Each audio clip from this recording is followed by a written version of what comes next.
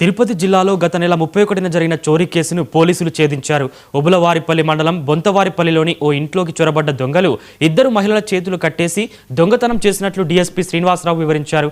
ముగ్గురు నిందితులను అరెస్టు చేసి వారి దగ్గర నుంచి 63 గ్రాముల బంగారం, 31,000 నగదు, 2 సెల్ ఫోన్లను స్వాధీనం చేసుకున్నామన్నారు. పరారీలో ఉన్న మరో నిందితుడి కోసం గాలింపు చర్యలు కొనసాగుతున్నట్లు డీఎస్పీ శ్రీనివాసరావు చెప్పారు. హరిజనవాడ సమీపంలో నివాసం ఉంటున్న విజయమ్మ, ఇందిరమ్మ అనే వాళ్ళని ఒక ముగ్గురు వ్యక్తులు వచ్చి బంధించి వాళ్ళ నోళ్ళకి ప్లాస్టర్ వేసి ఇంట్లో ఉన్న బంగారు నగలు, డబ్బు దొంగతనం చేయడం జరిగింది.